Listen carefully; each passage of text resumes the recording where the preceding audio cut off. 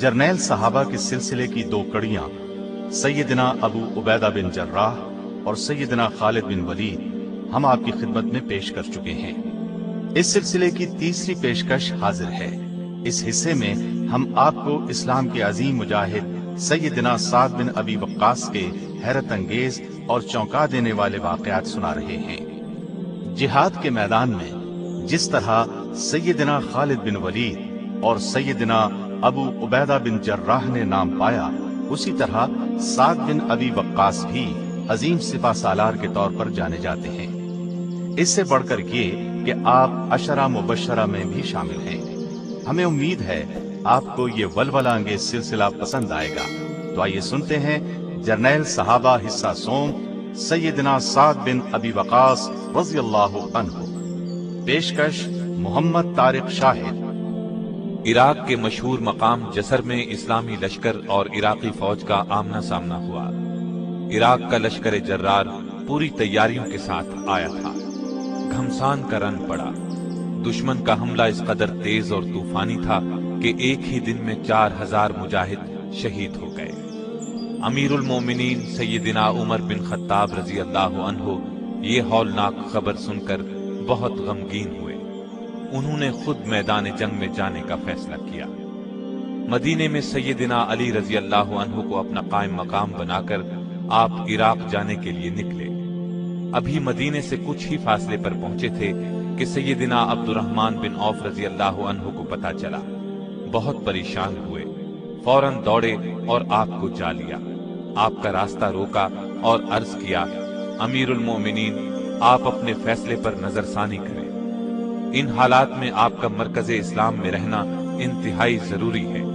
मेरी राय के मुताबिक बेहतर यह है कि इस्लामी लश्कर की क़ियादत किसी तजर्बाकार और निडर जर्नैल के सपुर्द कर दी जाए। इस वक्त मुसलमान नाजुक तरीन दौर से गुजर रहे हैं। उम्मत मुस्लिमा को आपकी बहुत जरूरत है। हमारे पास ऐसे मुजाहिदीन मौजूद हैं जो जंगी हिकमत अमली से दुश्मन का मुंह मोड़ सके, जिन्हें मैदान जंग में उतरने का तजर्बा है, जो तीर और तलवार की लड़ाई के माहिर भी हैं। आपने उनकी बातें सुनी और रुक गए। सैयदना अली और चंद दूसरे बड़े सहाबा को मशवरे के लिए बुलाया। मुत्तफ़िक़ा तौर पर तय पाया कि अमीरुल मोमिनीन को नहीं जाना चाहिए, उनकी यहां ज्यादा जरूरत है। इराक में लड़ने वाले लश्कर की क़ियादत के लिए किसी तजर्बाकार और माहिर सालार का इंतखाब किया जाए। सैयदना उमर ने सहाबा के इज्तिमाई फैसले का एहतराम किया। वापस मदीने आ गए, सहाबा से मशवरा किया। आखिर सैयदना अब्दुर्रहमान बिन औफ ने फरमाया, मेरी राय यह है कि साद बिन अबी वक्कास को भेजा जाए।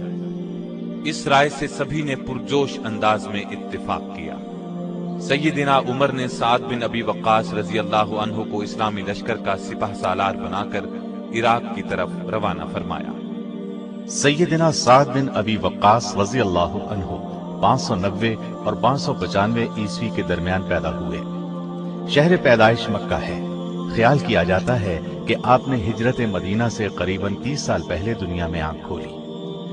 उस वक्त 622 ईस्वी था। इस हिसाब से आप उम्र में नबी करीम सल्लल्लाहु अलैहि वसल्लम से करीबन 23 साल छोटे थे। माँ बाप ने नाम साद रखा।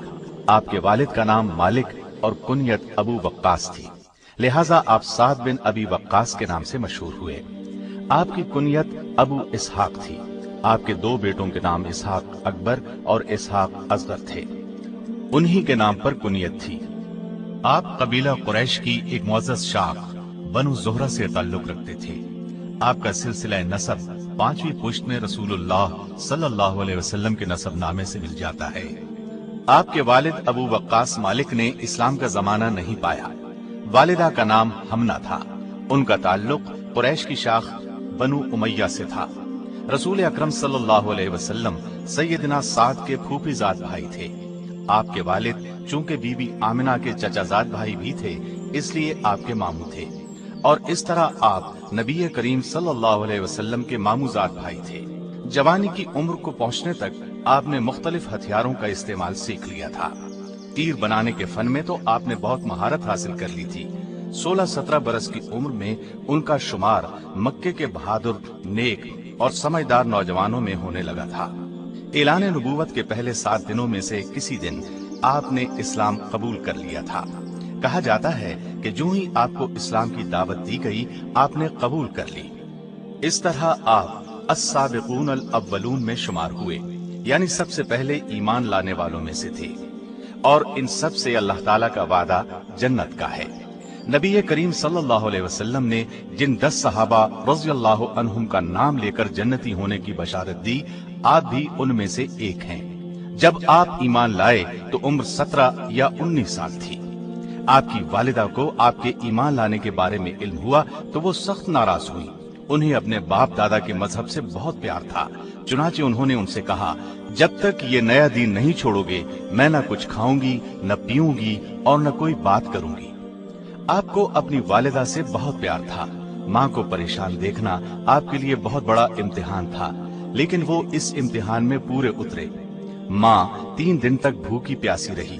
आपने फिर भी उसकी बात न मानी, सख्ती से इस्लाम पर डटे रहे। जब वालिदा की हालत नाजुक हो गई तो दूसरे बेटे ने उसे पानी पिलाया। इस मौके पर अल्लाह ताला का ये हुक्म नाजिल हुआ, हमने इंसान को वालिदैन के साथ अच्छा सलूक करने की हिदायत की, और अगर वो तुझे मेरे साथ शिर्क पर मजबूर करें जिसका आपको इल्म नहीं, तो उनका कहना मत मान। तुम सबका लौटना मेरी ही तरफ है। फिर मैं हर उस चीज की तुम्हें खबर दूंगा जो तुम करते थे। इब्तिदा में मुसलमान छुपकर इबादत करते थे। साद बिन अबी वक्कास भी उनमें शामिल थे। खुले बंदों इबादत करने में खतरा था, कहीं मुश्रिकीन उन्हें नुकसान न पहुंचाए। एक रोज आप दूसरे मुसलमानों के साथ मिलकर एक वीरान घाटी में नमाज अदा कर रहे थे। चंद काफिर उधर निकल आए। उन्होंने पहले तो मुसलमानों का मजाक उड़ाया, फिर उन्हें मारने पीटने लगे। सैयदना साद उस वक्त बिल्कुल नौजवान थे। उन्हें जोश आ गया। पास ही ऊंट की एक हड्डी पड़ी थी, उसको उठाकर काफिरों पर हमला कर दिया। एक काफिर के सर पर जोर से हड्डी लगी तो उसका सर फट गया। दूसरे उसे साथ लिए भाग निकले। कहा जाता है सैयदना साद पहले शख्स हैं जिन्होंने अल्लाह के दीन की खातिर किसी काफिर का खून बहाया। नबूवत के 6 साल के आखिर में मक्के के काफिरों ने फैसला किया कि जब तक अबू तालिब अपने भतीजे को उनके हवाले नहीं करेगा, उस वक्त तक बनु हाशिम से कोई शख्स किसी किस्म का ताल्लुक नहीं रखेगा, न उनसे शादी ब्याह करेगा, न उन्हें खाने पीने की कोई चीज फरोख्त करेगा, न कोई और लेन देन करेगा। उन्होंने ये फैसला लिखकर काबे के दरवाजे पर लगा दिया। अबू तालिब को पता चला तो नबी करीम सल्लल्लाहु अलैहि वसल्लम के दुश्मन अबू लहब और उसके घर वालों के सिवा बाकी खानदान के सब लोगों को शेबे अबी तालिब में ले गए। कुरैश के खानदान बनु मुत्तलिब ने भी उनका साथ दिया। ये सब लोग नबी करीम सल्लल्लाहु अलैहि वसल्लम के साथ 7 हिजरी नबूवत से लेकर 10 हिजरी नबूवत तक वहां रहे। ये दौर इंतहाई सख्तियों का दौर था, जबरदस्त तकालीफ का दौर था। खाने की कोई चीज उन तक पहुंचने नहीं दी जाती थी। दरख्तों के पत्ते तक खाने की नौबत आई। इस पाबंदी में सैयदना साद के खानदान बनु ज़ोहरा पर कोई पाबंदी नहीं थी, लेकिन नबी करीम सल्लल्लाहु अलैहि वसल्लम का साथ देने के लिए सैयदना साद भी आपके साथ इस घाटी में रहे। उनका अपना बयान है कि एक रात सूखे चमड़े का एक टुकड़ा कहीं से मिल गया। मैंने उसे पानी से धोया, आग पर भूना, कूटकर पानी में घोला और सत्तू की तरह पीकर पेट की आग बुझाई। 3 साल बाद कुफार में से कुछ अच्छे लोगों को उन पर रहम आ गया। उन्होंने काबे जाकर मुआहदे को फाड़ डाला। ये भी कहा जाता है कि इस मुआहदे के कागज को दीमक चाट गई थी। इस तरह बनु हाशिम लोगों के साथ घाटी से निकलकर अपने घरों में आ गए और मुसीबत का ये दौर खत्म हुआ। नबूवत के 13वें साल नबी करीम सल्लल्लाहु अलैहि वसल्लम ने मक्के में मौजूद तमाम सहाबा को यस्रिब की तरफ हिजरत करने की हिदायत फरमाई। उस जमाने में मदीने का नाम यस्रिब था।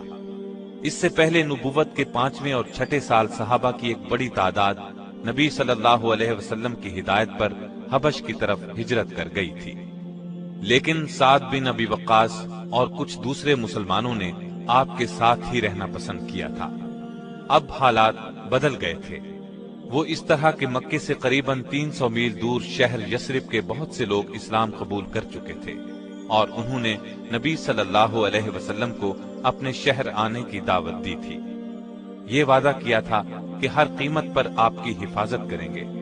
نبی صلی اللہ علیہ وسلم نے ان کی دعوت قبول کر لی تھی، لیکن مناسب یہ سمجھا کہ پہلے اپنے چند صحابہ کرام کو مدینے بھیج دیں، پھر خود تشریف لے جائیں۔ چنانچہ آپ کی ہدایت پر مسلمانوں نے یثرب کی طرف ہجرت کی۔ ان میں سیدنا سعد بن ابی وقاص رضی اللہ عنہ بھی تھے، بلکہ ان کے 14 سالہ چھوٹے بھائی عمیر رضی اللہ عنہ بھی تھے۔ یہ بھی اسلام قبول کر چکے تھے۔ تھوڑے ہی عرصے بعد نبی صلی اللہ علیہ وسلم بھی مکے سے ہجرت کر کے یثرب تشریف لے آئے۔ اس طرح یہ پرانا شہر یثرب سے مدینہ النبی بن گیا۔ بعد میں صرف مدینہ کہلایا جانے لگا۔ مدینے میں مسلمان اگرچہ کفار کے ظلم و ستم سے محفوظ ہو گئے تھے، لیکن کوئی نہ کوئی صحابی آپ کی قیام گاہ کے پہرے پر ضرور موجود رہتے تھے۔ سیدنا سعد کو بھی آپ کی قیام گاہ پر پہرا دینے کی عزت نصیب ہوئی۔ ام المومنین سیدہ عائشہ رضی اللہ عنہا فرماتی ہیں کہ ایک رات نبی صلی اللہ علیہ وسلم کی نیند اچاٹ ہو گئی۔ نبی صلی اللہ علیہ وسلم نے فرمایا، کاش آج کوئی نیک آدمی پہرے پر ہوتا۔ اتنے میں ہم نے ہتھیاروں کی جھنکار سنی۔ رسول اللہ صلی اللہ علیہ وسلم نے فرمایا، کون ہے؟ جواب ملا، سعد ہوں۔ آپ نے فرمایا، کس لیے آئے ہو؟ عرض کیا، دل میں خیال گزرا کوئی دشمن آپ کو نقصان پہنچانے کی کوشش نہ کرے، سو پہرا دینے کے لیے چلا آیا۔ نبی صلی اللہ علیہ وسلم نے انہیں دعا دی اور سو گئے۔ غزوہ بدر سے پہلے جو چھوٹی چھوٹی مہمات پیش آئیں، ان تمام مہمات میں سعد بن ابی وقاص شریک رہے۔ ہجرت کے دوسرے سال رمضان میں بدر کی لڑائی ہوئی۔ ہجرت کے بعد مسلمانوں اور کافروں میں یہ پہلی بڑی اور اہم لڑائی تھی۔ قریباً 1000 کافر مکے سے مسلمانوں کے خلاف لڑنے کے لیے آئے تھے۔ ان کافروں میں قریش کے بڑے بڑے بہادر شامل تھے۔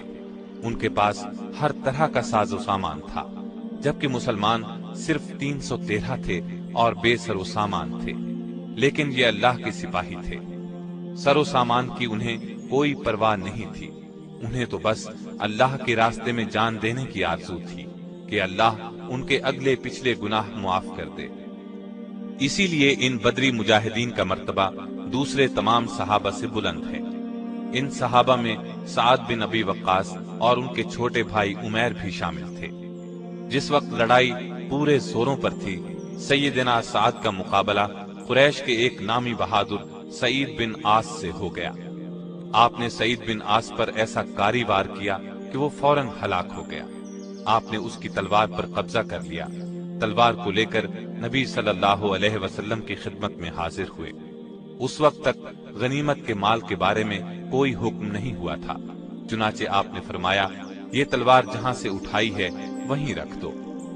سعد بن ابی وقاص نے فوراً حکم کی تعمیل کی، تلوار وہیں رکھ دی، لیکن تلوار واپس رکھنے سے وہ غمگین ہو گئے۔ اللہ کی رحمت جوش میں آئی، جلد ہی سورہ انفال نازل ہوئی۔ اس میں یہ حکم بھی تھا کہ جو مال تم نے لڑائی میں حاصل کیا ہے وہ بالکل حلال ہے۔ اس پر آپ صلی اللہ علیہ وسلم نے سعد کو بلایا اور فرمایا، جاؤ اور اپنی تلوار اٹھا لو۔ اس لڑائی میں سیدنا سعد نے کسی دوسرے کی مدد کے بغیر 2 کافروں کو قیدی بھی بنایا تھا۔ اللہ کی مدد اور مجاہدین کی بہادری کی بدولت کافروں کو بری طرح شکست ہوئی۔ ان کے 70 آدمی لڑائی میں مارے گئے۔ ان میں بڑے بڑے سردار ابو جہل، عاص بن ہشام، عتبہ بن ربیعہ، شیبہ بن ربیعہ، امیہ بن خلف وغیرہ شامل تھے۔ ان کے علاوہ 70 کافروں کو قیدی بنا لیا گیا، باقی لوگ بھاگ کر واپس چلے گئے۔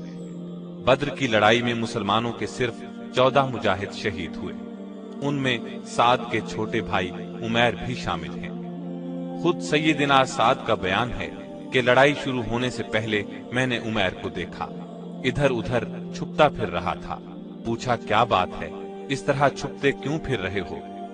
کہنے لگے، بھائی جان، میری عمر کم ہے، ڈرتا ہوں کہیں رسول اللہ صلی اللہ علیہ وسلم لڑائی میں حصہ لینے سے روک نہ دیں، جبکہ میری دلی تمنا ہے کہ میں اللہ کی راہ میں لڑوں، شاید اللہ مجھے شہادت کا رتبہ عطا فرما دے۔ پھر وہی ہوا جس کا ڈر تھا۔ مقابلے کے وقت رسول اللہ صلی اللہ علیہ وسلم نے انہیں دیکھا اور واپس جانے کا حکم دیا۔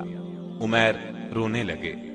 آپ کو ان کے شوق اور رونے کا حال معلوم ہوا تو نبی صلی اللہ علیہ وسلم نے انہیں اجازت دے دی۔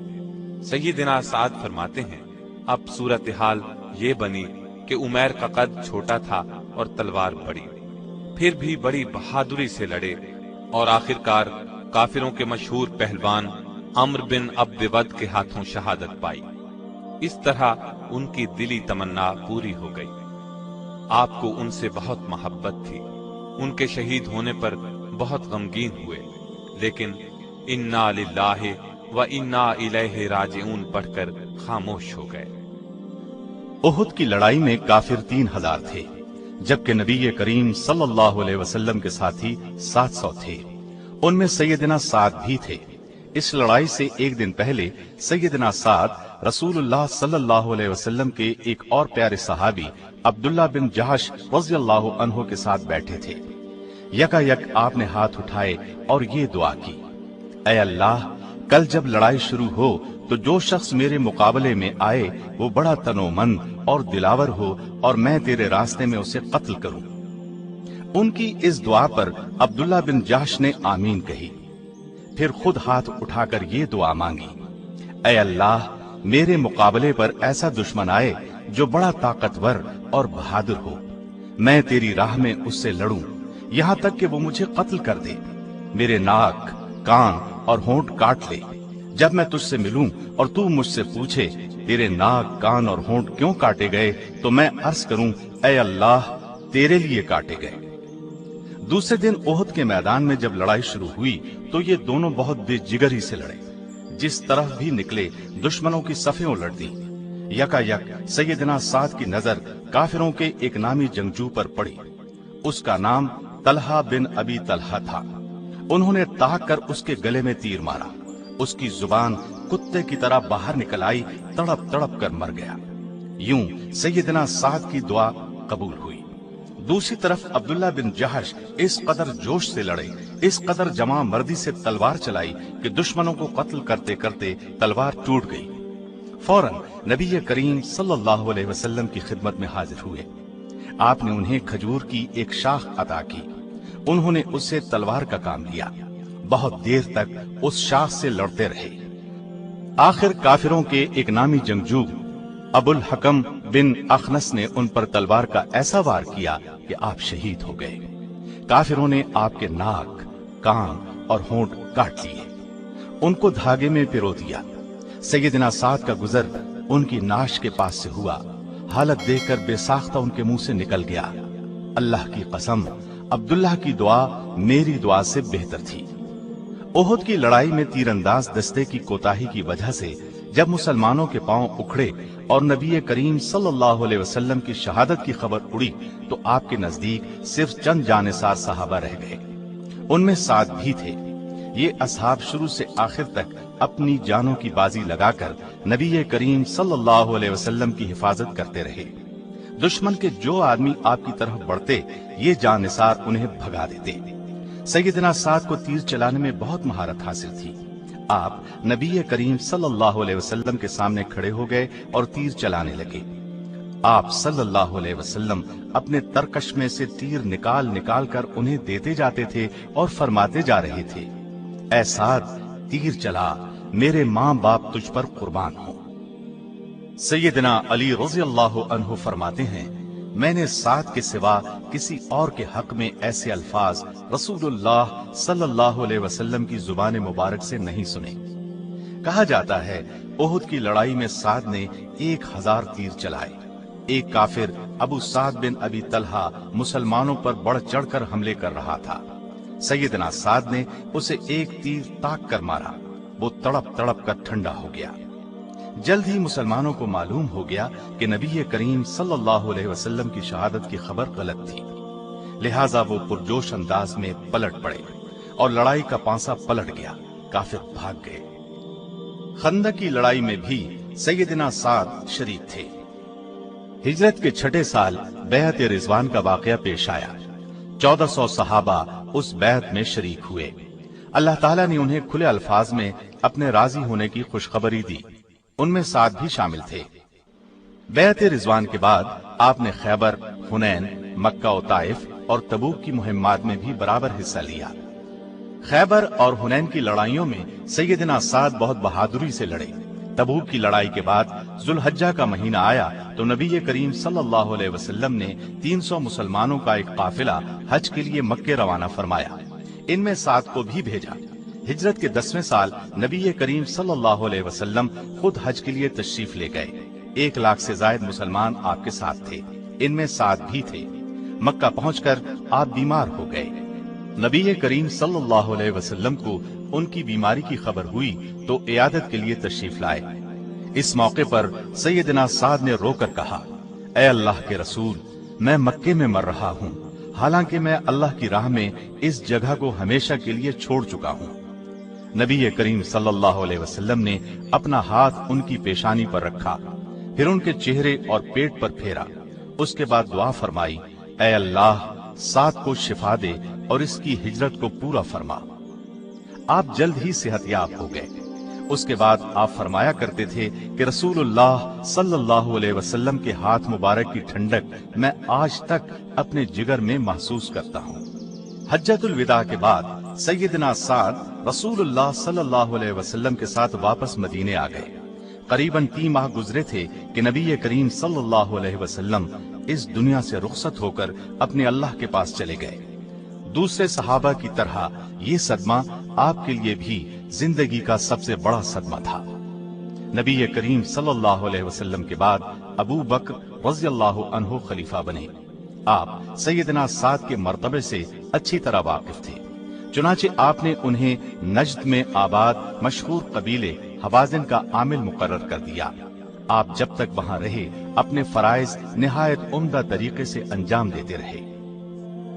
ईरान और रूम उस जमाने में अरब की 2 पड़ोसी सल्तनतें थीं। दोनों बड़ी और ताकतवर थी। बनु शैबान अरब और ईरान की सरहदों के करीब आबाद थे। ईरान की हुकूमत उन्हें अपने मातहत ख्याल करती थी, उन पर आए दिन जुल्म ढाती थी। सैयदना मुसन्ना बिन हारिसा रज़ियल्लाहु अन्हु ने अपने कबीले बनु शैबान और कुछ दूसरे अरब कबीलों को साथ मिलाकर जालिम ईरानियों के खिलाफ जिहाद शुरू कर दिया। वो किसी न किसी ईरानी इलाके पर छापा मारकर वापस आ जाते। उनकी ख्वाहिश थी कि ईरान पर बाकायदा हमला किया जाए, लेकिन इस्लामी हुकूमत की मदद के बगैर ईरान जैसी ताकतवर सल्तनत पर हमला मुमकिन नहीं था। चुनाचे जब सैयदना अबू बकर रज़ियल्लाहु अन्हु अंदरूनी बगावतों पर काबू पा चुके तो मुसन्ना ने उनकी खिदमत में पहुंचकर मदद की दरखास्त की। अबू बकर ने उनसे वादा किया कि बहुत जल्द मदद भेजेंगे। इस तरह मुसन्ना खुश खुश वापस चले गए। उनके जाने के बाद अबू बकर रज़ियल्लाहु अन्हु ने खालिद बिन वलीद रज़ियल्लाहु अन्हु को हुक्म भेजा कि अपना लश्कर लेकर फौरन इराक रवाना हो जाएं और मुसन्ना के साथ मिलकर ईरान के जालिम मजूसियों के खिलाफ जिहाद करें। सैयदना खालिद बिन वलीद उस वक्त बागियों को शिकस्त देकर यमामा में मुकीम थे। अबू बकर का हुक्म मिलते ही खालिद बिन वलीद 2000 मुजाहिदीन के साथ इराक की तरफ रवाना हो गए। रास्ते में और मुजाहिदीन भी उनके लश्कर में शामिल होने लगे।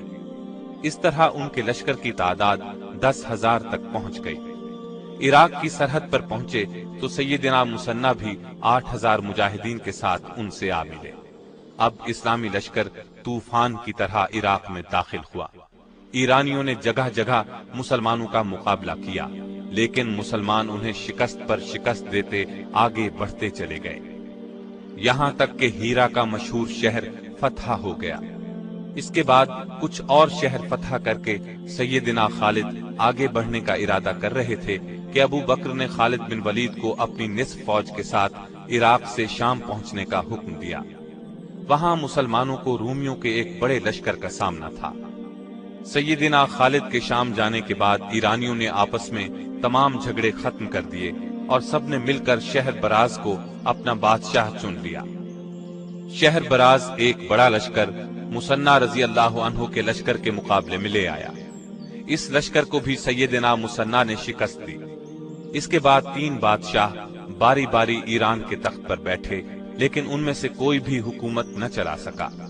आखिर ईरानियों ने एक शहजादी पूरान दुख्त को शाही तख्त पर बिठाकर अपनी मलिका बना लिया।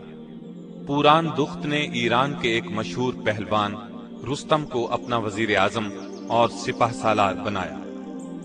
रुस्तम ने मुसलमानों को इराक से निकालने के लिए जबरदस्त जंगी तैयारियां की और ईरानियों में एक नया जोश भर दिया। सैयदना मुसन्ना ने जब ये देखा कि ईरानियों के मुकाबले में उनकी फौज बहुत थोड़ी है और सामान भी हद दर्जे कम है, तो वो मदद के लिए चंद मुजाहिदीन के साथ मदीने की तरफ रवाना हो गए। जिस दिन ये मदीने पहुंचे, उस वक्त अबू बकर रजी अल्लाह अन्हो शदीद बीमार थे और सैयदना उमर रजी अल्लाह अन्हो के बारे में वसीयत फरमा चुके थे कि उनके बाद वो खलीफा होंगे। उन्होंने मुसन्ना रजी अल्लाह अन्हो के आने की खबर सुनकर अपने पास बुलाया, इराक के तमाम हालात सुने, फिर सैयदना उमर को बुलाया, उन्हें इन अल्फाज में वसीयत की, ए उमर, मेरा दम दिन को निकले तो रात को और रात को निकले तो सुबह होने से पहले मुसलमानों को मुसन्ना की मदद के लिए तैयार करना। फिर अपने कफन वगैरह के बारे में कुछ वसीयत की और आखिर 22 जमादियुल आखिर 13 हिजरी को वफात पा गए।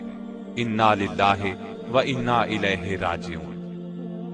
हजरत अबू बकर सिद्दीक रजी अल्लाह अन्हु के बाद सैयदना उमर रजी अल्लाह अन्हु ने सबसे पहला काम ये किया कि मुसलमानों को जमा किया, उन्हें इराक के हालात बताए। मुसलमान जिहाद के लिए तैयार हो गए तो आपने मुसन्ना को वापस भेज दिया और उन्हें हिदायत की कि वो अपना लश्कर हीरा से पीछे हटाकर अरब की सरहद के करीब ले आए और इमदादी लश्कर के पहुंचने का इंतजार करें। फिर आपने इराक के लिए एक लश्कर तैयार फरमाया। अबू उबैदा को उस लश्कर का सिपा सालार बनाकर इराक जाने का हुक्म दिया। अबू उबैदा सहाबी नहीं थे, लेकिन बहुत दिलेर और निडर थे। ये मदीने से कूच करके बहुत जल्द मुसन्ना से जा मिले। उधर ईरान के वजीर आजम रुस्तम ने 2 बड़े लश्कर मुसलमानों के मुकाबले के लिए रवाना किए। अबू उबैदा ने इन दोनों को नमारिक और कसकर की लड़ाइयों में शिकस्त दी। फिर आगे बढ़कर बाकेशिया के मकाम पर एक ईरानी जर्नैल जालिनूस को शिकस्त दी और शहर पर कब्जा कर लिया। रुस्तम को इन शिकस्तों की खबर मिली तो उसने एक तजर्बाकार जर्नैल बहमन को एक लश्कर जर्रार और 20 जंगी हाथियों के साथ रवाना किया। इस लड़ाई में हाथियों ने तबाही मचा दी। अबू उबैदा, उनके एक भाई और बहुत से दूसरे मुसलमान हाथियों का मुकाबला करते हुए शहीद हो गए। ऐसे में दरिया का पुल टूट गया और बहुत से मुसलमान दरिया में डूब गए। मुसन्ना ने इस मुश्किल वक्त में बहुत दिलेरी दिखाई और अपनी बाकी मांदा फौज नरके से निकाल लाए। इस लड़ाई में 9000 फौज में से 6000 शहीद हो गए। ये लड़ाई जसर यानी पुल की लड़ाई के नाम से मशहूर है। सैयदना उमर को जसर की लड़ाई में मुसलमानों की शिकस्त की खबर मिली तो उन्हें बहुत दुख हुआ। उन्होंने एक और लश्कर तैयार किया। आपने इस लश्कर को अब्दुल्ला बिन जरीर बजली की मातहती में मुसन्ना की मदद के लिए इराक रवाना किया। ईरानियों की तरफ से एक मशहूर जर्नैल महरान 1 लाख से जायद फौज और 20 जंगी हाथियों के साथ मुसलमानों की तरफ बढ़ा। दरियाए फुरात के किनारे बोवैब के मकाम पर दोनों फौजों का मुकाबला हुआ। घमसान की लड़ाई हुई। मुसलमानों की तादाद ईरानियों से बहुत कम थी। उनके पास हाथी भी नहीं थे, साजो सामान भी बहुत कम था। फिर भी वो कदम जमाकर इस शान से लड़े कि ईरानियों का मुंह फेर कर रख दिया। मुसलमानों के जोश का अजीब हाल था। मुसन्ना और उनके भाई सैयदना मसूद इस तरह लड़ रहे थे कि उन्हें सर पैर का कुछ होश न था। अचानक मसूद जख्मी होकर गिर पड़े। मुसन्ना ने देखा तो ललकार कर कहा, मुसलमानों, शरीफ लोग इसी तरह जान दिया करते हैं। देखना तुम्हारे झंडे हरगिज न झुकने पाए। जंग जारी रही। अब तक ईरानियों के बड़े बड़े सरदार मारे जा चुके थे, ताहम उनका सिपा सालार कदम जमाकर लड़ रहा था। कबीला तगलब के एक मुजाहिद ने उसे ताड़ लिया। तलवार सौंप कर उस पर टूट पड़ा।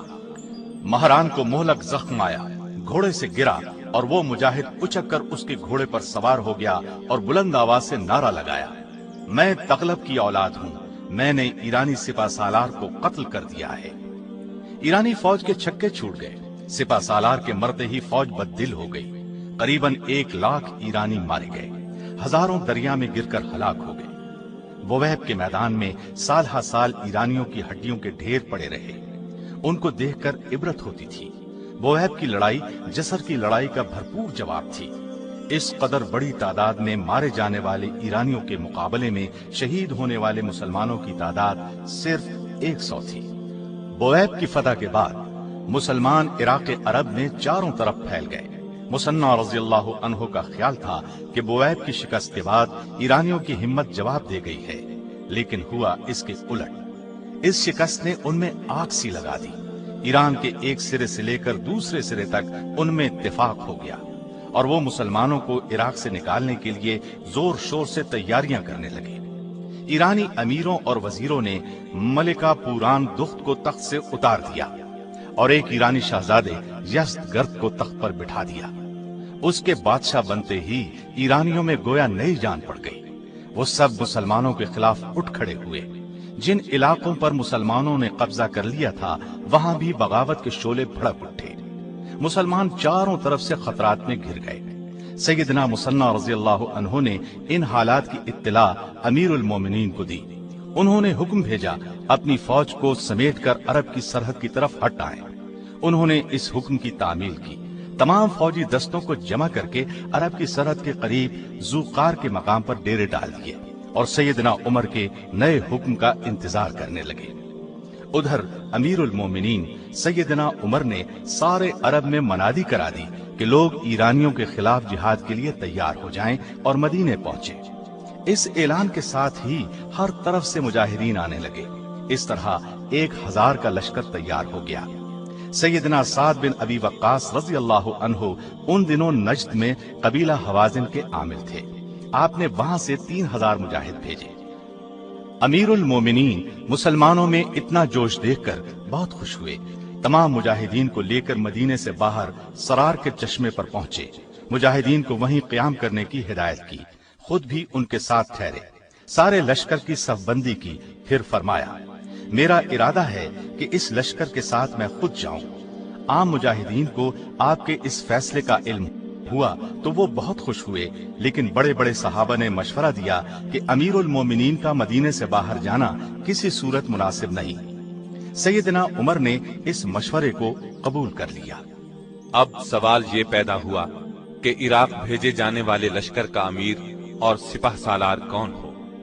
बड़े बड़े सहाबा से इस बारे में मशवरा हुआ। आखिर सैयदना अब्दुर्रहमान बिन औफ की तजवीज पर तय पाया कि इस लश्कर का सिपाह सालार सैयदना साद बिन अबी वक्कास रज़ियल्लाहु अन्हु को बनाया जाए। सैयदना उमर ने उस वक्त खत लिखकर साद बिन अबी वक्कास को बुला भेजा। चंद दिन बाद आप मदीने पहुंच गए। अमीरुल मोमिनीन ने उन्हें इराक की मुहिम का सिपाह सालार मुकर्रर फरमाया। झंडा उनके हाथ में देते हुए बहुत सी नसीहतें की, हिदायत दी, फिर उन्हें इराक जाने के लिए तैयार होने की हिदायत की। सैयदना साद बिन अबी वक्कास रज़ियल्लाहु अन्हु इराक के लिए रवाना होने लगे तो अमीरुल मोमिनीन ने उस वक्त उनसे फरमाया, हर मुसीबत में सब्र इख्तियार करें, अल्लाह के हर हुक्म की इताअत करें, गुनाहों से बचें और नेक कामों के जरिए फतह तलब करें। सैयदना साद बिन अबी वक्कास ने आपको यकीन दिलाया कि वो हर हाल में अल्लाह की रिजा को अपने सामने रखेंगे, अपने साथियों को खुश रखने की हर मुमकिन कोशिश करेंगे। इसके बाद झंडा हाथ में लिया और 4000 मुजाहिदीन के लश्कर के साथ रवाना हुए। अमीरुल मोमिनीन उन्हें रुखसत करने के लिए खुद गए। साद बिन अबी वक्कास ने मदीने से रवाना होने के बाद सालबा के मकाम पर पड़ाव डाला। यहाँ 4000 का लश्कर और पहुंच गया। उन्हें भी अमीरुल मोमिनीन उमर रज़ियल्लाहु अन्हु ने रवाना किया था। इसके बाद भी वक्फे वक्फे से दस्ते उनके पास आते रहे, यहाँ तक कि सालबा में उनके पास 20,000 फौज जमा हो गई। 3 माह तक वहां ठहरने के बाद सैयदना साद ने वहां से कूच किया और शराफ के मकाम पर पड़ाव डाला। इस दौरान में सैयदना मुसन्ना रज़ियल्लाहु अन्हु वफात पा गए। जसर की लड़ाई में उन्हें जख्म आए थे। वो जख्म बिगड़ गए और आप उन्हीं जख्मों से चल बसे। इंतकाल से पहले उन्होंने अपनी जगह बशीर बिन खसासिया रज़ियल्लाहु अन्हु को अपनी फौज का सिपाह सालार मुकर्रर किया और उन्हें वसीयत की कि उनका पैगाम साद बिन अबी वक्कास रज़ियल्लाहु अन्हु को दे दिया जाए। جہاں تک ممکن ہو عرب کی سرحد کے قریب رہ کر ایرانیوں سے جنگ کریں۔ اللہ تعالی مسلمانوں کو فتح دے تو پھر بے دھڑک ایران کے اندر گھس جائیں۔ بشیر بن خصاصیہ اپنی فوج کے ساتھ شراف میں سعد سے آ ملے۔ اس فوج کی تعداد 8000 کے قریب تھی۔ انہوں نے سعد کو مصنع کی وفات کی خبر سنائی، انہیں بہت صدمہ ہوا۔ شراف سے آپ نے تمام حالات امیر المومنین کو لکھ بھیجے، مصنع کی وصیت کا ذکر بھی کیا۔ جواب میں سیدنا عمر نے ان کی وصیت کی تائید کی اور سعد کو ہدایت کی کہ شراف سے کوچ کر کے قادسیہ کے مقام پر پڑاؤ ڈالیں۔ یہ ایران کا دروازہ ہے اور نہایت سرسبز و شاداب مقام ہے۔ امیر المومنین کا خط ملنے پر سعد نے شراف سے کوچ کیا، قادسیہ کی طرف روانہ ہوئے۔ راستے میں غدیب کا مقام آیا۔ یہ ایرانیوں کی فوجی چوکی تھی، یہاں وہ اپنے ہتھیار رکھتے تھے۔ اس چوکی کے پہرے داروں کو مسلمانوں کے آنے کی خبر ملی تو وہ بھاگ نکلے۔ اس طرح غدیب سے مسلمانوں کو کافی ہتھیار ملے۔ چند دن وہاں ٹھہر کر آخر سعد بن ابی وقاص قادسیہ پہنچ گئے۔ آپ نے وہاں پڑاؤ ڈالنے کے بعد ارد گرد کے علاقوں میں فوجی دستے بھیجنے کا کام شروع کیا۔ ان دستوں نے فوج کے لیے غلہ، مویشی اور دوسری ضروریات کی چیزیں مہیا کرنے کا کام کیا۔ جس وقت اسلامی لشکر عراق کی طرف بڑھ رہا تھا، ایران کا بادشاہ یزدگرد مسلمانوں سے مقابلے کی زبردست تیاری کر رہا تھا۔ بہت جلد اس نے ایک بڑا لشکر تیار کر لیا۔ اس لشکر کا سپہ سالار اس نے وزیر اعظم رستم کو مقرر کیا اور اسے حکم دیا کہ وہ تباہ کن حملہ کر کے مسلمانوں کو پیس ڈالے۔ رستم ایران کا نامی گرامی بہادر تھا۔ وہ 60,000 فوج کے ساتھ ایران کے دارالحکومت مدائن سے مسلمانوں کے مقابلے کے لیے روانہ ہوا۔ مدائن سے چل کر یہ لشکر سابات کی فوجی چھاونی پہنچا۔ یہاں ہر طرف سے امدادی فوجی رستم کے پاس پہنچنے لگے، یہاں تک کہ تعداد 1.5 لاکھ ہو گئی۔ رستم کی فوج اب مسلمانوں سے لڑنے کے لیے بری طرح بے چین تھی۔ یہ تمام خبریں سیدنا سعد نے امیر المومنین کو لکھ بھیجی۔ ادھر سے جواب ملا، ایرانی فوجوں کی کثرت اور ساز و سامان سے گھبرانے کی ضرورت نہیں، اللہ پر پورا بھروسہ رکھیں، اسی سے مدد مانگیں۔ جنگ سے پہلے ایران کے بادشاہ کے پاس چند دانا اور بہادر لوگوں کو سفیر بنا کر بھیجیں، وہ اسے اسلام کی دعوت دیں۔ انشاءاللہ اس دعوت سے ایرانیوں کے ارادوں میں سستی پیدا ہوگی، اور اگر ان کا بادشاہ اسلام کی دعوت قبول کرنے سے انکار کر دے تو ان کا عذاب بھی اسی کے سر ہوگا۔ امیر المومنین کا حکم ملتے ہی سیدنا سعد نے اپنی فوج سے 14 آدمی منتخب کیے۔ یہ 14 آدمی سادہ لباس میں صرف کوڑے ہاتھ میں لیے مدائن میں داخل ہوئے۔ وہاں کے لوگ ان حضرات کو دیکھ کر بہت حیران ہوئے۔ ادھر بادشاہ یزدگرد کو ان کے آنے کی اطلاع مل چکی تھی۔ اس نے اپنے دربار کو بڑی شان و شوکت سے سجایا۔ یہ لوگ دربار میں داخل ہوئے۔ بادشاہ نے عربی جاننے والے درباری کے ذریعے ان سے پوچھا، تم لوگوں نے ہمارے ملک پر حملہ کیوں کیا ہے؟ سیدنا سعد نے ان 14 آدمیوں کا امیر سیدنا نعمان کو بنایا تھا۔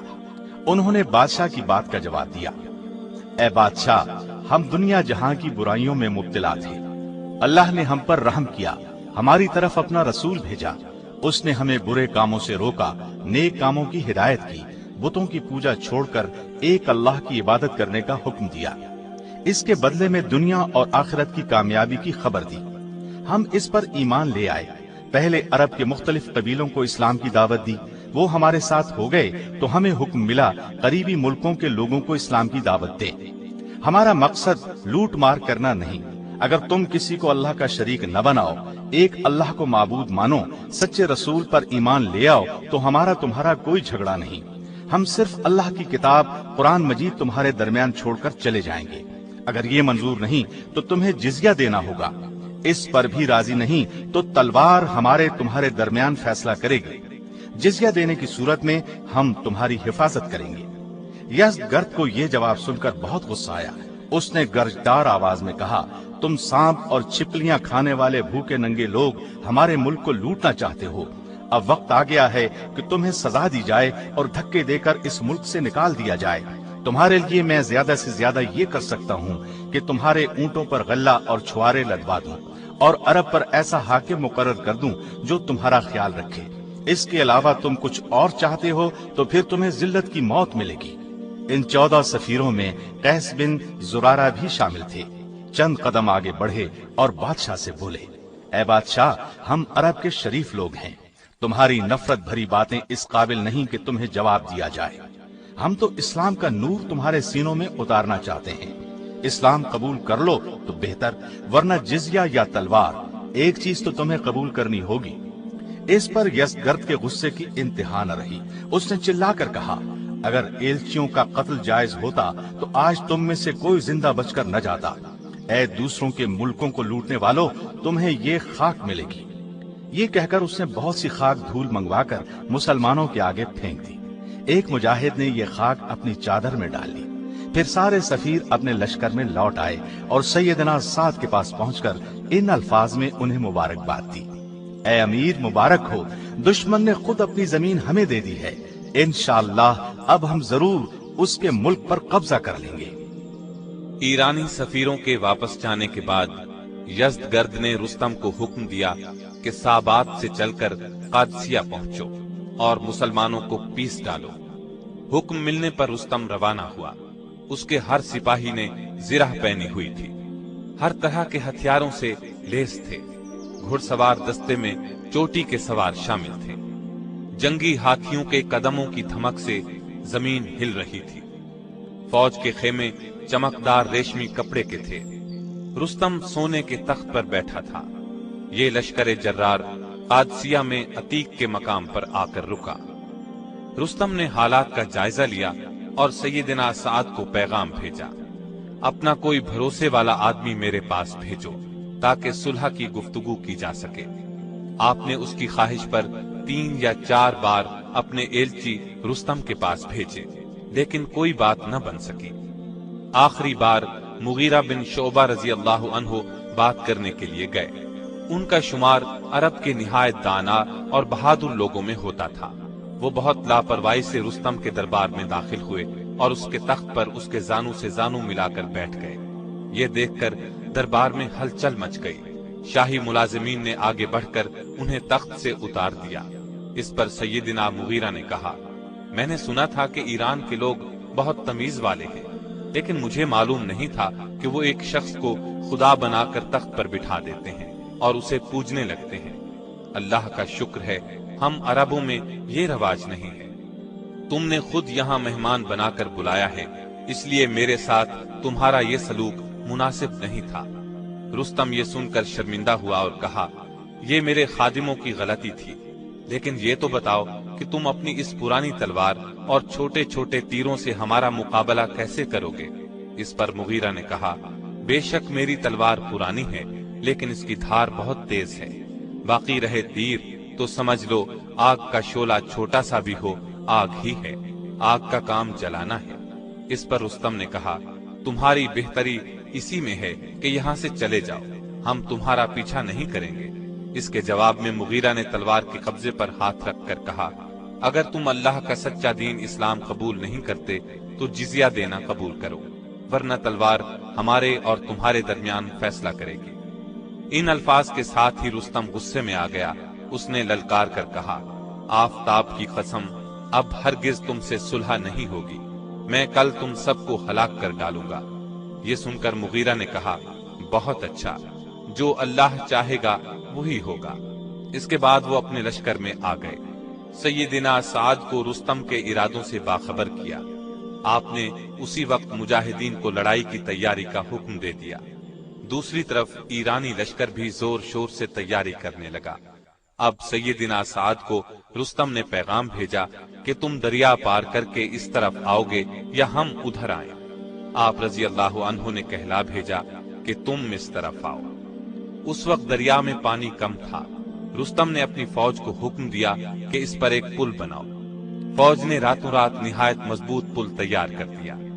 दूसरे दिन रुस्तम ने बड़ी शान और शौकत के साथ दरिया पार किया, अपनी सफ बंदी की, हाथियों की कतार खड़ी की। ईरानी लश्कर की तादाद 2 लाख के करीब थी, जबकि इस्लामी लश्कर 30,000 से कुछ ज्यादा था। मुसलमानों के जोश का ये आलम था कि वो अपनी सफों से निकले पड़ रहे थे।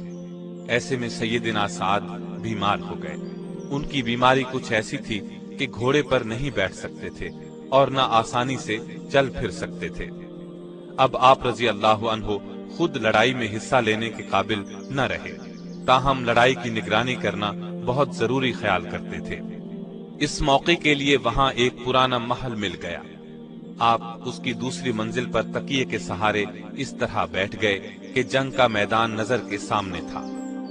اس وقت فوج میں نبی صلی اللہ علیہ وسلم کے ایک صحابی سیدنا خالد بن عرفطہ بہت بہادر اور دانا تھے۔ آپ نے انہیں بلایا اور فوج کی کمان ان کے سپرد کرتے ہوئے فرمایا، میں کاغذ پر لکھ کر ہدایات آپ کو بھیجتا رہوں گا۔ اب دونوں فوجیں ایک دوسرے کے سامنے کھڑی تھی۔ اس وقت کے دستور کے مطابق ایک ایرانی جنگجو میدان میں نکلا، اس کا مقابلہ ایک مسلمان مجاہد نے کیا اور اسے گرفتار کر لیا۔ دوسرا ایرانی جنگجو اپنے مقابلے میں آنے والے مسلمان کا مقابلہ نہ کر سکا اور میدان سے بھاگ نکلا۔ تیسرا ایرانی بہادر اپنے مقابلے میں آنے والے مسلمان کے ہاتھوں مارا گیا۔ اب عام لڑائی شروع ہوئی۔ تمام مجاہدین سارا دن سر دھڑ کی بازی لگا کر لڑے۔ رات ہوئی تو دونوں لشکر اپنے اپنے پڑاؤ میں چلے گئے۔ قادسیہ کی لڑائی کے پہلے دن 600 کے قریب مسلمان شہید ہوئے، جبکہ مارے جانے والے ایرانیوں کی تعداد کئی ہزار تھی۔ دوسرے دن لڑائی شروع ہوئی تو مشہور بہادر قعقاع بن عمرو تمیمی 1000 مجاہدین کے ساتھ قادسیہ پہنچ گئے۔ انہیں ابو عبیدہ نے شام کے محاذ سے امدادی فوج کے طور پر بھیجا تھا، لیکن اس امدادی فوج کے آنے پر بھی ایرانیوں کا حملہ نہ روکا جا سکا، ان کے آگے بند نہ باندھا جا سکا، کیونکہ ان کی تعداد بہت زیادہ تھی، وہ پورے جوش سے لڑ رہے تھے۔ ایسے میں جب ایرانی شدید دباؤ ڈال رہے تھے، ایک نقاب پوش شاہ سوار گھوڑا دوڑاتا میدان جنگ میں داخل ہوا۔ وہ دشمن کی صفوں پر اس طرح بجلی بن کر گرا کہ ان کی صفیں درہم برہم ہو گئیں۔ یہ سوار دراصل ابو مہجن ثقفی رضی اللہ عنہ تھے۔ کچھ دن پہلے ان سے شراب پینے کی غلطی ہو گئی تھی، اس پر انہیں ایک جزیرے پر قید کروا دیا گیا تھا۔ لیکن جب انہوں نے قادسیہ کی لڑائی کے بارے میں سنا تو یہ وہاں سے کسی نہ کسی طریقے سے نکل آئے، لیکن سیدنا سعد نے انہیں پھر گرفتار کر لیا اور جس محل کی اوپر والی منزل پر بیٹھ کر آپ جنگ کی نگرانی کر رہے تھے، اس قلعے میں انہیں بیڑیاں پہنا کر ڈال دیا گیا۔ جب قادسیہ کی لڑائی کے پہلے روز انہوں نے تلوار کے ٹکرانے کی آوازیں سنی تو یہ بری طرح بے چین ہو گئے اور پکار کر سیدنا سعد سے درخواست کی کہ انہیں کھلی جنگ کی اجازت دی جائے، لیکن آپ نے انہیں اجازت نہ دی۔ دوسرے دن لڑائی پھر شروع ہوئی، یہ پھر بے چین ہو گئے۔ قید خانے کی کھڑکی سے مسلمانوں کو مشکل میں دیکھا تو اور بھی جوش میں پڑ گئے۔ عجب حالت تھی، کبھی اپنے ہونٹوں کو کاٹتے تھے، کبھی ہاتھ ملتے تھے۔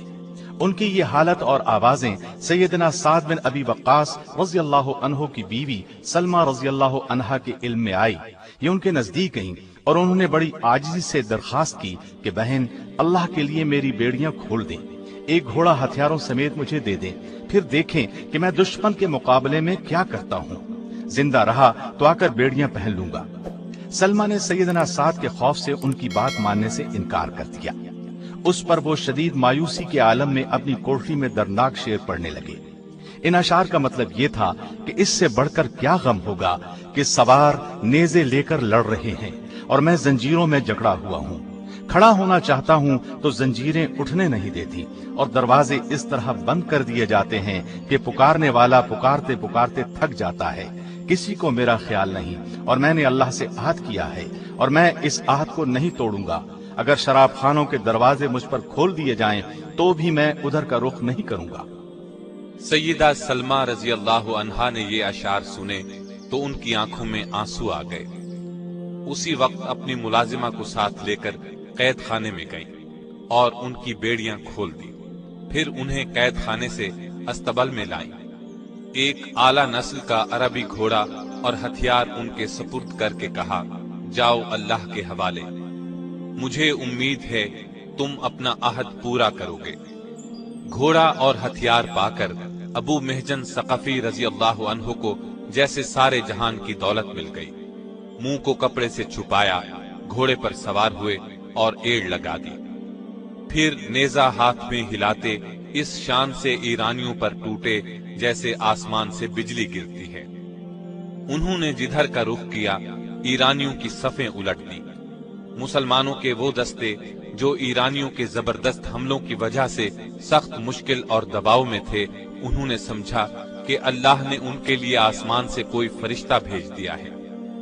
ابو محجن کبھی دائیں بازو پر جا پڑتے تھے، کبھی بائیں بازو میں گھس کر تباہی مچا دیتے تھے۔ اس طرح انہوں نے جنگ کا نقشہ بدل کر رکھ دیا۔ سیدنا سعد دور سے لڑائی کا حال دیکھ رہے تھے۔ انہوں نے اس نقاب پوش کو اس طرح لڑائی کرتے دیکھا تو بے اختیار اش اش کر اٹھے۔ منہ پر کپڑا ہونے کی وجہ سے سیدنا سعد انہیں پہچان نہ سکے، لیکن دل میں کہہ رہے تھے کہ اس شان سے تو ابو محجن ثقفی ہی لڑا کرتا تھا۔ اگر وہ قید نہ ہوتا تو میں یہی سمجھتا کہ یہ ابو محجن ہی ہے۔ معلوم نہیں کہ یہ شیر کون ہے، شاید اللہ نے آسمان سے کوئی فرشتہ نازل کیا ہے۔ ان کے دیکھتے ہی دیکھتے مسلمانوں نے ابو محجن کے ساتھ مل کر اپنے سامنے کے ایرانیوں کو گاجر مولی کی طرح کاٹ کر رکھ دیا۔ اگر تھوڑی دیر لڑائی اور جاری رہتی تو ایرانیوں کی پچھلی صفیں بھی تباہ ہو جاتی، لیکن اب شام ہو چلی تھی، اس لیے دونوں فوجوں نے جنگ بند کر دی۔ لڑائی ختم ہوتے ہی ابو محجن قید خانے میں آ گئے اور خود ہی بیڑیاں پہن لی۔ ایسے میں سیدنا سعد اوپر سے نیچے آئے تو سلمہ رضی اللہ عنہا نے پوچھا، لڑائی کی کیا خبریں ہیں؟ انہوں نے جواب میں فرمایا، ہم دشمنوں سے لڑ رہے تھے، مسلمان بہت دباؤ میں تھے، ایرانیوں کا دباؤ بڑھتا جا رہا تھا، ایسے میں اللہ تعالیٰ نے ایک شاہ سوار کو بھیج دیا۔ وہ اس قدر بے جگری سے لڑا، ایسی سرفروشی دکھائی کہ ایرانیوں کے منہ پھر کر رہ گئے۔ اگر میں نے ابو محجن کو قید خانے میں نہ ڈالا ہوتا تو یہی خیال کرتا کہ وہ ابو محجن ہے، کیونکہ اس شاہ سوار کے لڑنے کا طریقہ بالکل ابو محجن جیسا تھا۔ اس پر سلمہ رضی اللہ عنہا نے کہا، اے امیر، وہ ابو محجن ہی تھے۔ سعد یہ سن کر حیران ہوئے اور بولے، یہ کیسے ہو سکتا ہے؟ انہیں تو میں نے بیڑیاں پہنائی ہوئی ہیں۔ اب سلمہ نے ساری بات تفصیل سے سنائی۔ سیدنا سعد سن کر بہت متاثر ہوئے، ان کی آنکھوں میں آنسو آ گئے۔ آپ نے فرمایا، جو شخص مسلمانوں پر اس طرح قربان ہوتا ہو، اللہ کی قسم میں اسے قید میں نہیں رکھ سکتا۔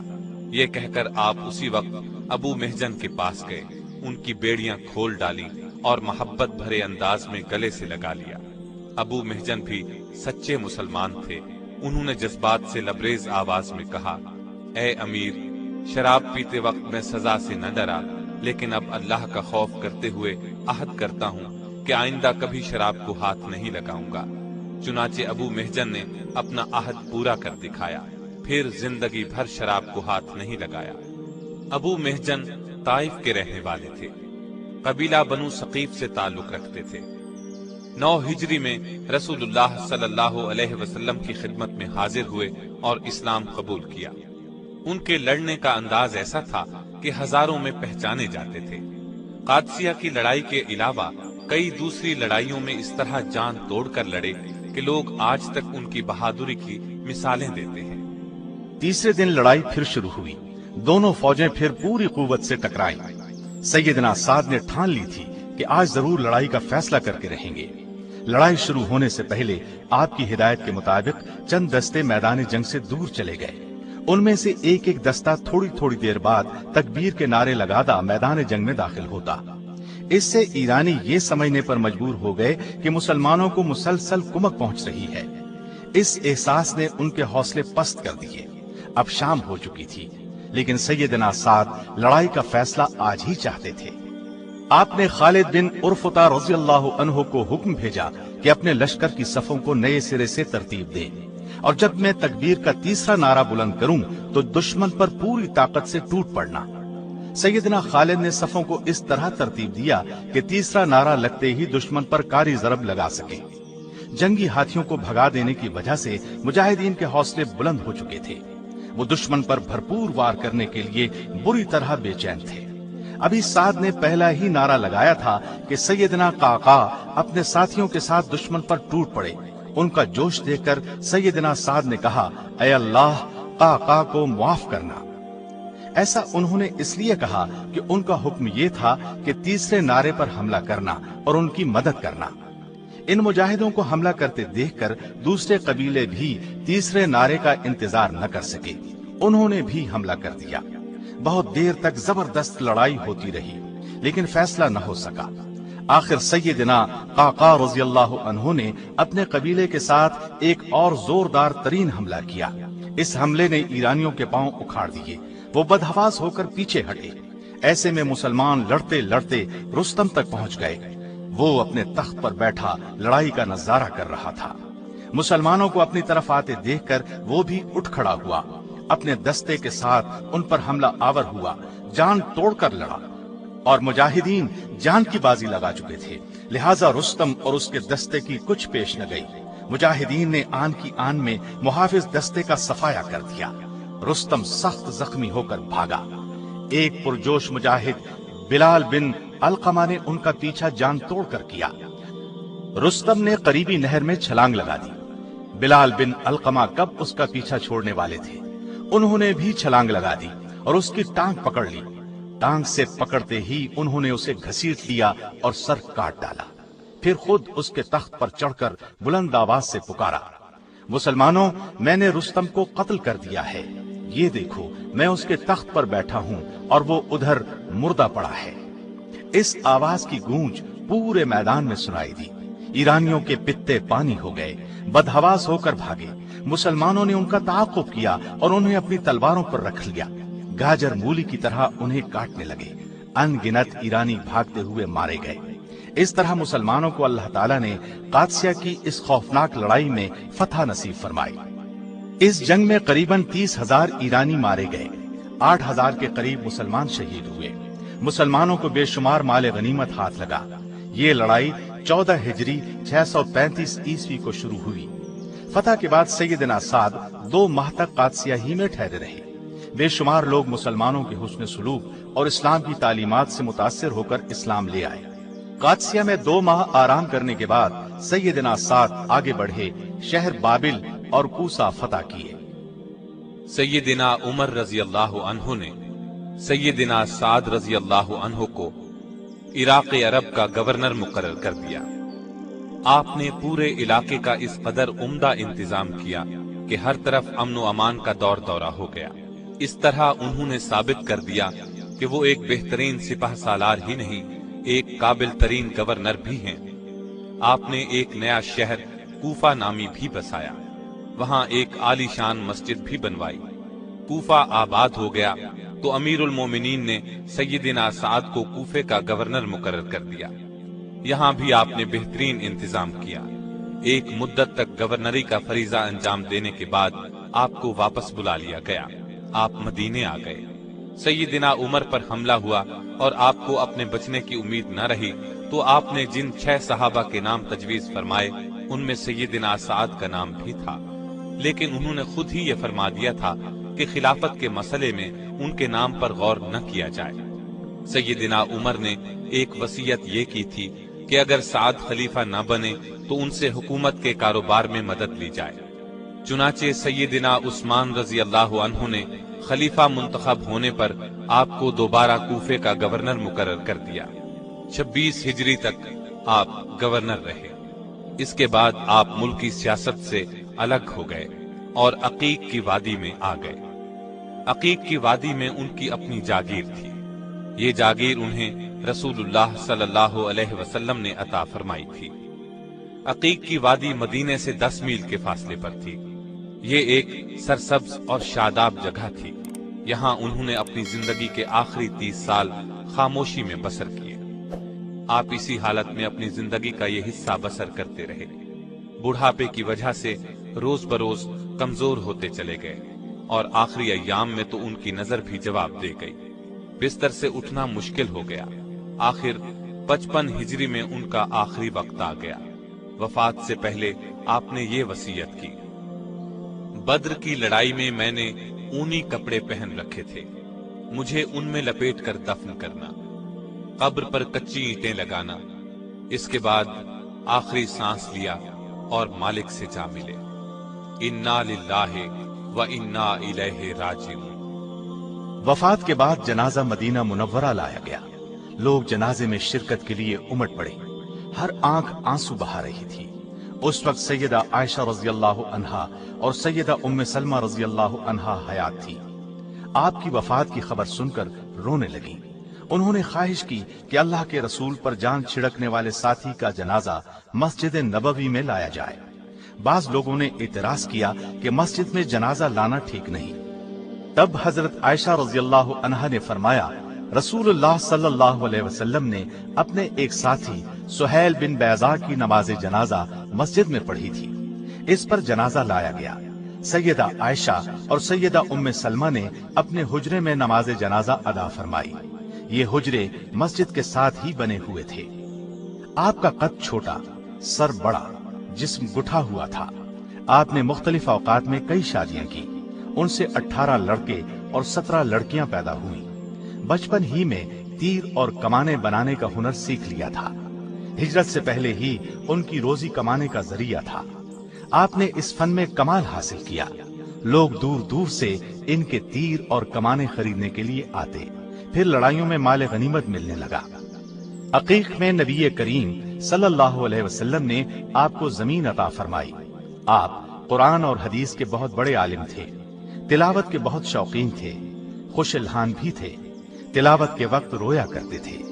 نبی کریم صلی اللہ علیہ وسلم کی خدمت میں رہنے کا کافی موقع ملا۔ امت کو آپ نے 215 احادیث پہنچائیں۔ سیدنا عمر رضی اللہ عنہ کو آپ پر بہت اعتماد تھا۔ فرمایا کرتے تھے کہ جب تم ساتھ سے رسول کریم صلی اللہ علیہ وسلم کی کوئی حدیث سنو تو پھر کسی دوسرے سے پوچھنے کی ضرورت نہیں۔ لوگ ان سے دین کے مسائل پوچھا کرتے تھے، اللہ سے بہت ڈرتے تھے، اکثر رات کا زیادہ حصہ عبادت میں گزارتے، کثرت سے روزے رکھتے، نماز کے لیے کھڑے ہوتے تو جسم کانپنے لگتا اور چہرے کا رنگ تبدیل ہو جاتا۔ تہجد کی نماز کے بہت پابند تھے، اکثر یہ دعا مانگتے، الہی میرے گناہوں کو بخش دے اور مجھے اپنی مخلوق کی خدمت کرنے کی توفیق دے۔ حضرت سعد بن ابی وقاص رمضان میں تو عبادت کی حد کر دیتے، اگرچہ جوانی ہی میں مسلمان ہو گئے تھے، لیکن اسلام سے پہلے کے دن یاد آتے تو آنکھوں میں آنسو آ جاتے۔ کئی حج کیے، آخر عمر میں تو صرف عبادت کے ہو کر رہ گئے تھے۔ آپ کو نبی صلی اللہ علیہ وسلم سے بہت محبت تھی، ہر وقت نبی صلی اللہ علیہ وسلم پر جان قربان کرنے کے لیے تیار رہا کرتے۔ اس طرح آپ صلی اللہ علیہ وسلم کو بھی ان سے بہت محبت تھی۔ ننھیالی رشتے کی وجہ سے بعض اوقات رسول اللہ انہیں اپنا ماموں فرماتے۔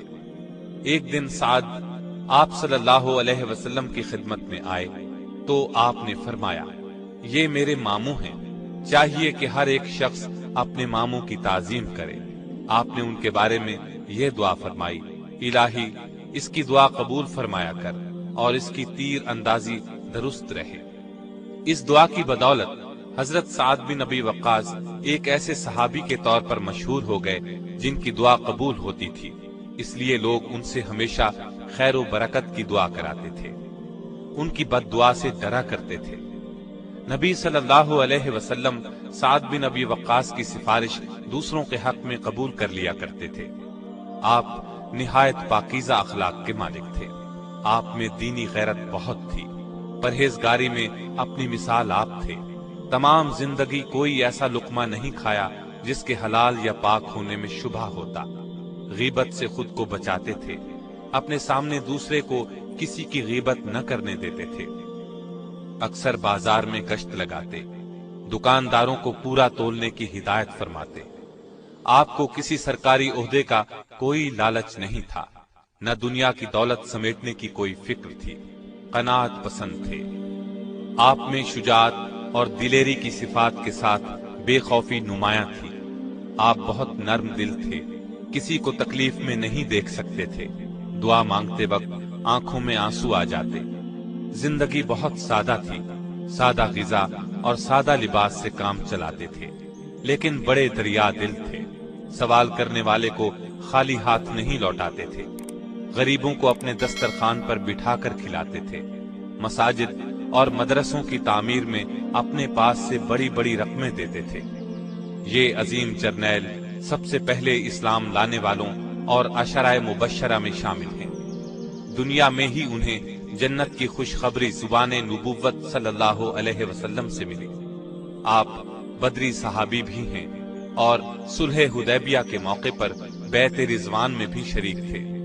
اللہ تعالیٰ ان پر بے شمار رحمتیں نازل فرمائے، آمین۔